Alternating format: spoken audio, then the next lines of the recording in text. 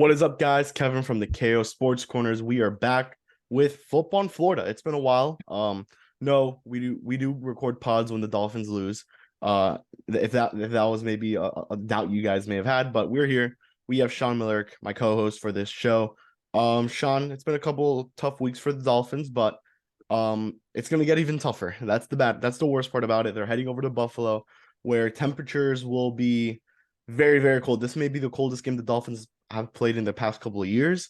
Miami's 0-5 against the Buffalo Bills, and Buffalo, the last time they won, I believe, was that year they made the playoffs, which was 2016. If you remember that game, I believe that was a Sunday night game. So maybe even another Saturday night game. It was one of the two. But Sean, how are you? How are we feeling? Let's talk some Dolphins 49ers first. Sure. So doing good. Okay, so we're talking 49ers first. So all right. The so headed into that game, didn't really feel like that was one that we, were necessarily gonna win. Didn't Yeah. necessarily feel like it was one that we had to win. Now, looking back on it a couple of weeks later, that seems like one the opposite is true of that. But going into that 49ers, great team. I think I said the week before, I thought they were one of the best teams in the NFL. I still think they're one of the best teams in the NFL, but thought they had clear sailing into a potential Super Bowl appearance. And then one 49ers possession into that game, Jimmy Garoppolo, the guy who knows the offense inside and out, their veteran QB, gets knocked out, and they end up playing a guy whose Mr. most Irrelevant. fervent NFL ambition has to be to grow up to be Ken Dorsey one day. Spend a few years being a quarterback, and then he could go on to be a coach. And that's what we're looking at with Brock Purdy. As you said, Mr. Irrelevant, last pick in the NFL draft, and he's put together 3 really solid weeks for the 49ers, and the Dolphins lose to a 7th round draft pick. It was not the best time. Yeah, it was not a good game. I mean, this was the first game where Tua has lost when he starts and finishes a game. Mm-hmm. We also have to keep in mind this was really his first bad game of the season. I mean, if you want to count week 1 against New England, he wasn't bad, but he wasn't the Tua we've been seeing these past couple of weeks, I guess we could say. But the defense struggled against Brock Purdy. I mean, we have to admit it. He knew something that we did not know. That's all I'll say. Like, the defense struggled, man. It was really, really bad. Christian McCaffrey had a good game. Debo played that game. They used him a good amount in backfield, as we know. They do that a lot. The run game was basically ineffective, we could say. Miami kept it very, very close until the end. That's what happened. They kind of got screwed over, I believe, towards the end with a Mike Gesicki catch, I believe it was, Sean, or it was a play leading up to that. That was towards the Could have end. gone either way on that. I mean, that was just kind of a chess game and a chess game. McDaniel versus Shanahan. So that element was a lot of fun. McDaniel going for it on that, I think, fourth and one from his own 19 was that first conversion, and that was huge seeing a Dolphins coach do that. I mean, it's like we've got the right coach. There's no, even with this 2-game losing streak, like we know that. And then again, 4th and 2 further down the field, bang bang play, and figure maybe if it's a slower challenge or a faster snap on the Dolphins' part, then maybe the Dolphins have a late lead in that game. It was close, but no, unfortunately, the 49ers got that challenge overturned. He didn't catch it. That pains me to say. And then they were just able to make that game look a lot less close than it was by the final score. So they were in that one, but defense had issues. Then that's what I wanted to get to, because to be honest, let's be honest, this game did end up being, I believe it was 33-17, something like that. But this game was a lot closer than the final score says. I mean, Skylar Thompson threw a pick. 49ers basically got a pick 6 at the end there. So you really look at it, those final points were basically in garbage time, I guess, if you want to call it, Sean. Okay, so Dolphins lose to 49ers. They fall to 8-4. No worries, Non-conference loss, that's not affecting us in the playoff seeding that much, and it's exactly you not that big a deal. And you're going into this next week, which this Sunday night football game may have been one of the more hyped up ones we've seen. Dolphins back in the prime time stage. This was a flexed game, so we have to keep that in mind. This was supposed to be, I believe, a 4 p.m. Sunday game or 1 p.m. Sunday game that got flexed to Sunday night football. Miami just never got the offense going. I believe that was the name of the game. Yes, you could say the roughing the passer was a big issue there. That was a really bad call, Sean. I don't know what the hell they were thinking. I don't know. That's the worst call I've seen this season. In That any may game have that been I've the worst watched. call. And I don't know if you But, watched Thursday night football yesterday, but there was a similar call there. Geno Smith got Joe Bosa, I'm sorry. No, Nick Bosa got roughing the passer. Normal sack. I mean, I don't know what they want these guys to do. I don't know if they want don't touch the quarterback, Kevin. That's yeah, I guess. Or you ask the quarterback politely to get on the ground so you could tap him. I don't know. Maybe that'll be rushing yeah. the passer as well. But defense played well, I will say. I liked how the defense played. Just not well enough. And then the Dolphins really did not make an adjustment from that 49ers game into the Chargers game. I don't know if you may have noticed that. I don't know. I know you didn't watch too much, but from what you have watched, what were your thoughts on that game? Yeah, I wasn't able to watch too much of it. Had some family visiting last minute from out of town. Did all this went from, they needed to do an ice cream run during pretty much the entire first half, and then all of a sudden just got to watch the fourth quarter. So saw that play, the roughing the passer play that wasn't. I was just really kind of blown away by this. I didn't expect them to come out that flat. I thought it was definitely possible that we would lose. I believe I predicted that we would. You but predicted but a I thought 1 point loss or something. but I thought it would be a bang bang play that Herbert would do something Justin Herberty at the end against our shell of a defense or secondary. But I thought Tua would play better. I thought Tua would respond. The offense would respond. Yet it seemed all week that Armstead would play, and he did. In that one. So I thought we'd be more effective, and they just weren't. They weren't ready for what the Chargers threw at them, and the Chargers are not a good defense. And you're able to sweep the 49ers loss under the rug because they might be the best defense in the NFL. It's like, okay, we can't be that good we can't be the best defense in the NFL on the road without our best offensive tackle. Sure. But the Chargers coming out that flat, that was a problem. And that's concerning. And this is a team that is not good against the run. I think something Miami really should have done was capitalize against the run. They really didn't. They did not run the ball at all. I mean, and to be fair, Jeff Wilson did get injured. But Raheem Mostert has been pretty good all season for the Dolphins. He's been pretty consistent when it comes to that. And you saw it when the Dolphins ran the ball, they were getting some good yardage, and they just did not. And at the end of the day, the Chargers ended up winning this. Justin Herbert played a phenomenal game, maybe the best game of the season for him. You start noticing that maybe Xavier Howard's age is catching up to him a little bit, or something's happening to Xavier Howard. He's been all right, but one interception this season compared to last season. What was it? Maybe 10 interceptions. He was up there for Defensive Player of the Year. So you really do see the struggles. Sean, and that brings up the next question.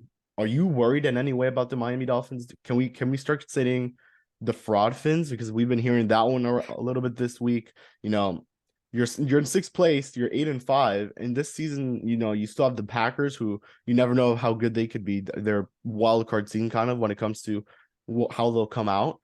The Patriots, you have the Jets. You kind of don't know what their situation is with their QB. Zach Wilson starting this week, but you never know. The Jets have been all right. They beat the Dolphins, although that was without Tua, but I think that'll be a different case. The Patriots, who knows? And definitely missing another team, but I'll look for Packers. that. Packers on Christmas Day.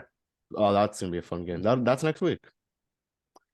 Yeah, so I mean, I'm a little worried about the defense, and I thought we'd see a little more life from them, and they're definitely very vulnerable. They're the offense. I still think could recover from this, and I do expect the Dolphins to lose this weekend, but I expect the Dolphins to be 11-6. I don't think they lose the last three games. I think 11-6 is absolutely gets into the playoffs. I think 10-7 probably does. I think as long as they get into the playoffs healthy, they're capable of accomplishing my expectation for them, which is to win a playoff game. And we've talked about this on this pod before. So so you're worried? No, like I never really bought into the fact that think like this team was going to win the Super Bowl this season or anything, because it's just the defense isn't what it was the last two seasons. Yeah.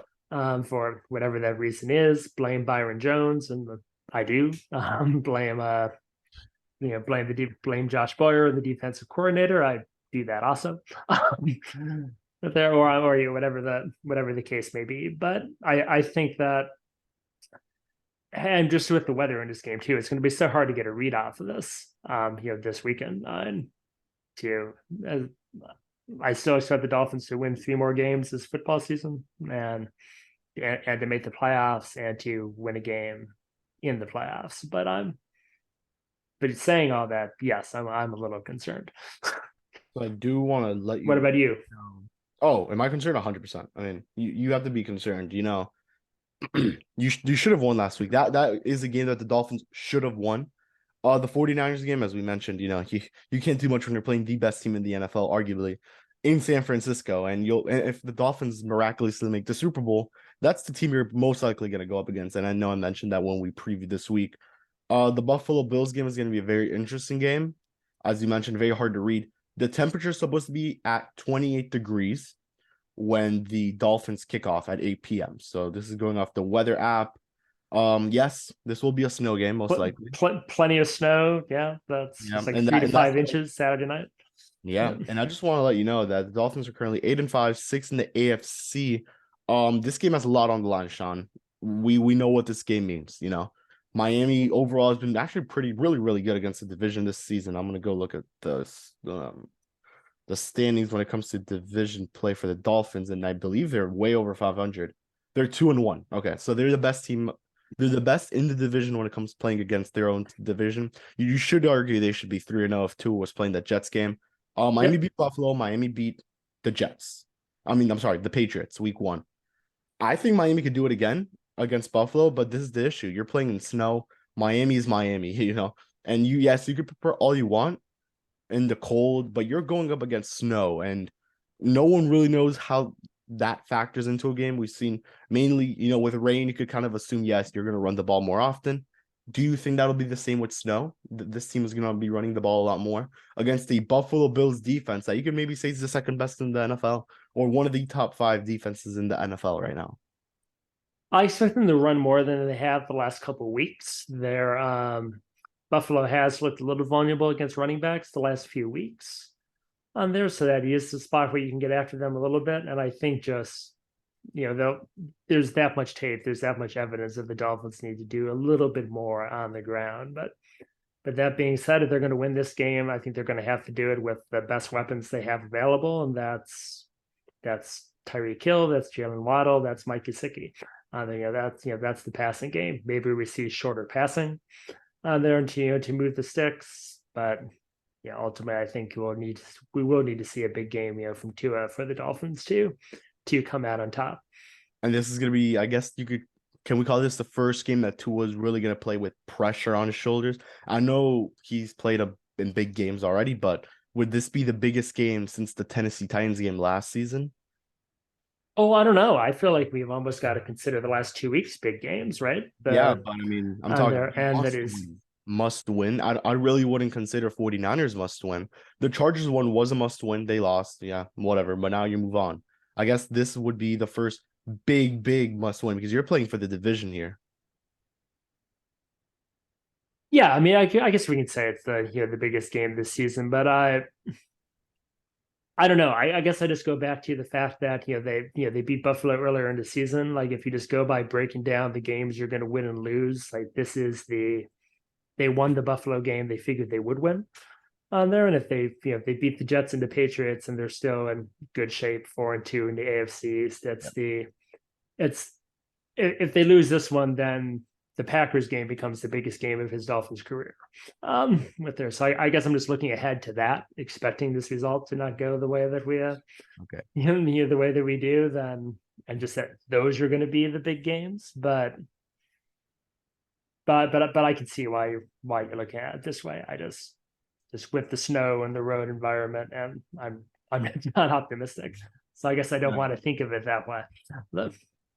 Yeah, Buffalo currently 10-3. They're first in the AFC right now. So if Miami beats Buffalo, Miami will go to 9-5. Buffalo will go to 10-4.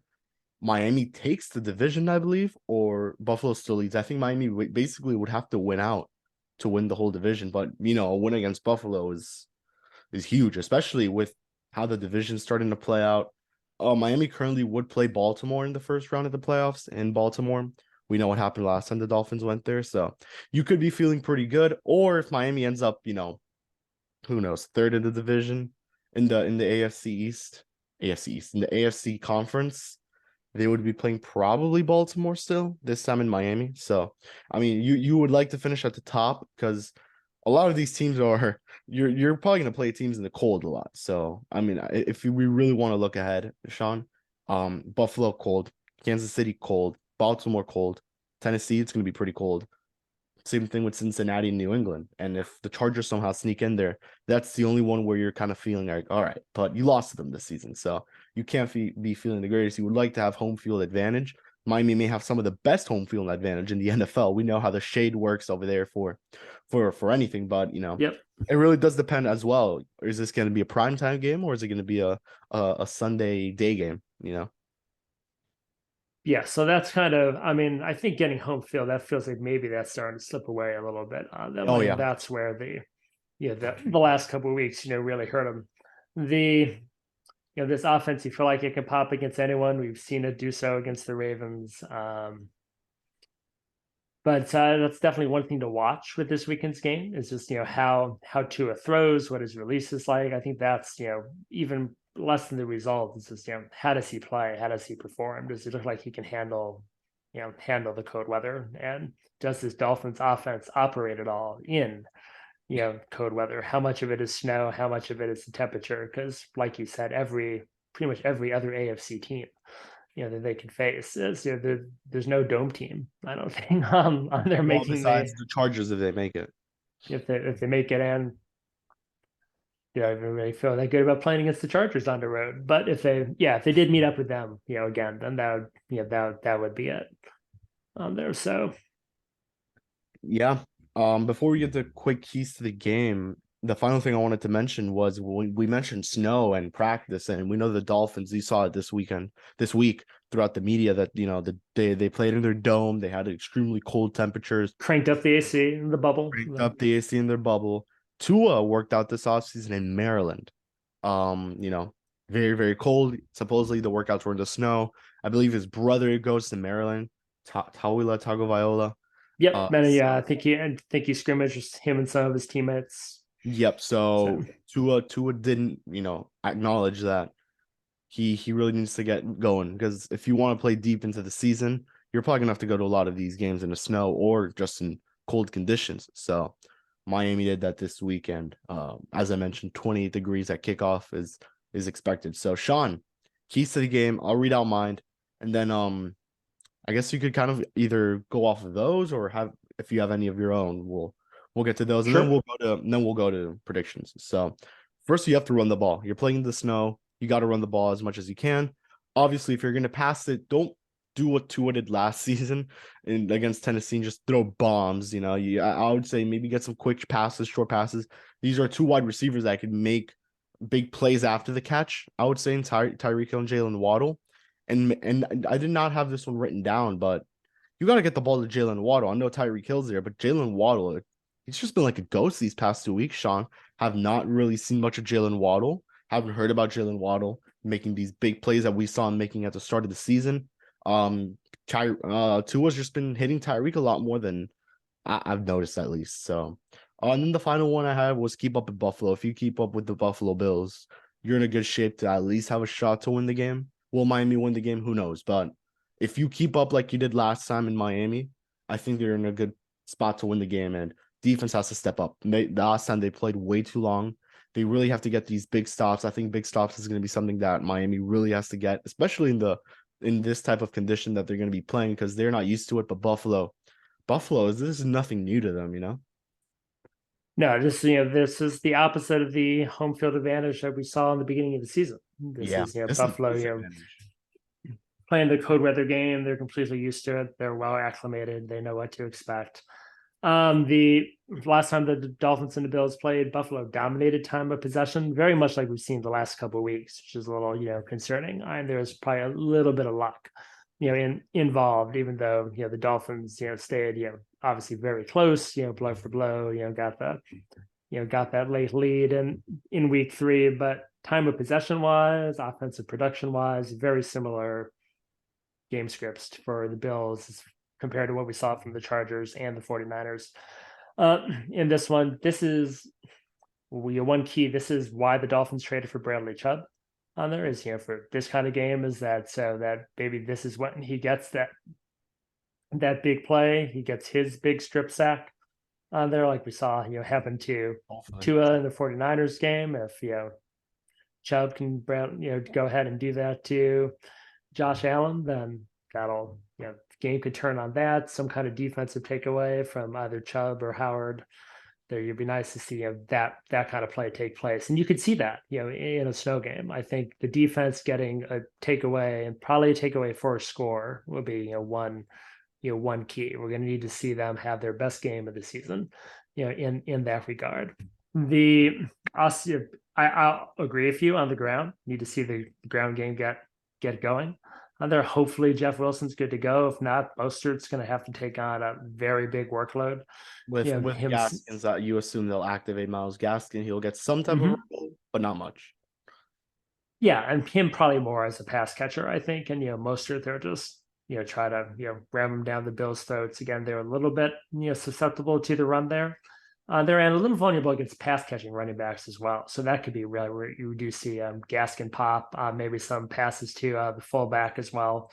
The Dolphins like to get their fullback involved in the offense. But yeah, they need big games from both Waddle and Hill, as you said. And Tua is going to have to certainly at least complete the majority of his passes, which has been a challenge. In the past couple of weeks, he's going to have to go back to being that efficient machine that we've seen for most of the season. Even if it's not a big yardage game or big touchdown game, and I don't expect a ton of scoring in this one, unless we just totally luck out and the snow stops for the game. But I wish. Which would be great. And some reports indicate that maybe it'll just all be during the day, but that's starting to turn again. And it's been off and on all week, if they've been saying it'll snow during the game or not. But barring that, then, yeah, we just need efficiency, mistake-free football. Yep. All right. So prediction time. And then I want to quickly talk some Marlins, just very, very quickly. Not much to talk about, but I guess we'll address the elephant in the room for the Marlins. But Sean, quick prediction. You had the Buffalo Bills winning this game, so I guess if you want to get a score and game MVP. Okay, I'll say I'll say the MVP is going to be Josh Allen. I just expect him to, unfortunately, just find a way to continue running the ball. He's we always give up a lot of yards on the ground against him. So I'll say he gets his over 50 yards on the ground and a touchdown. I'll say then Buffalo 27, Dolphins 17. I think we lose. Fair enough. Do this and. Should I be the optimist or should I be very negative? In another podcast I said the Dolphins. I took the Dolphins as my underdog pick, but I want to go Dolphins lose. I don't think it'll be a high scoring game. I think you're right on that. I think Buffalo will win 21. Miami scores 14. So 21-14. MVP. Let's go with Devin Singletary. I think the Buffalo Bills are really going to use a run game. Miami is not the best team against run either. So Devin Singletary also kills the Dolphins when he plays. He's a Dolphins killer. He was really good in the last game. He was really good in the last game. He dropped 24 fantasy points. I think I traded him the week prior, but who cares? Dolphins will lose, unfortunately. And then I don't know if we'll do an episode next week because of Christmas week, but I think we may just pop a quick one in there, talk some Packers, Dolphins, and obviously recap what we expect will be a loss. Hopefully not, but hopefully we're talking about a big upset. Well, if it's not, then we're definitely got to be on. Or we're on to be. We're going to be on. Because we always come on when it's a win. But all right, quick Marlins talk. Big elephant in the room. They've done nothing. There's no real way to say it. I guess the word of the offseason has been interest because that's what they've shown in almost half of these free agents. Interest, speculation, due diligence. Yeah. Joey Gallo's off the board. Andrew Benintenzi's off the board. Those were two names that I believe, in my opinion, Miami should be looking at. What else can we even mention? The team has interest in Alex Reyes. Justin Turner was offered a 2-year deal, according to the Herald article. they had interest in Sean Murphy. I wrote an article about this, funny enough. And when it went live, John Heyman liked the tweet. So I was like, John Heyman knows something we don't, maybe. And obviously, I guess he didn't know something. Marlins did have interest. Treated a little Braves had a little more interest, apparently. yeah, they had a little more interest. So what else can we even talk about? They're interested in young outfielders. I guess we could look at Arizona when it comes to that, in my opinion. You look at those And guys. they're interested in everyone, apparently, but They're it's interested in just the whole league, Sean. I mean, at this point, Brian Reynolds too. anyone's an improvement. And yeah, and now they're interested in Michael Conforto, which is the latest. So, what are your thoughts on the latest for the Marlins?